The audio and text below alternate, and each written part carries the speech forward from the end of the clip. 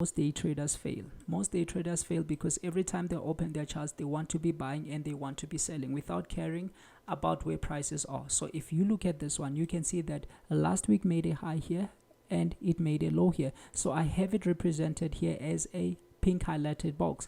If you look at this one, they are still inside. There is no opportunity. Let me show you something.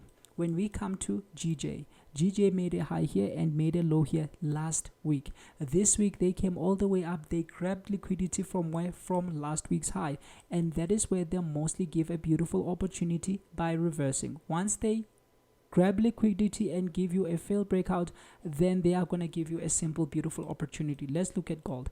Gold make a high here and made a low here, and this week Monday, what did they do? They went and grabbed liquidity from last week's high, and that's where they collapsed heavily. Beautiful opportunities always come when they've grabbed the liquidity from last week's high and last week's low.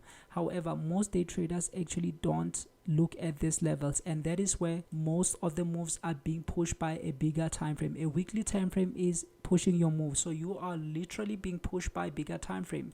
When we look at this one, this is the NAS. Where are we? These arrows actually show you where we are. Last week made a low and it made a high on Friday.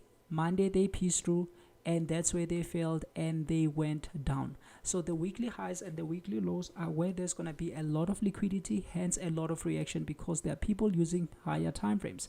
And when we look at this one, same thing applies. Last week made a low, last week made a high. This week they come and stop hunt the high of the previous week. In other words, they just came and grabbed liquidity, and that's when they collapsed heavily. When you look at USD/JPY, it's almost at the high of the week. So tomorrow we might get a very beautiful opportunity. Day traders, it's very important to wait and only execute when they have grabbed liquidity from the higher time frame.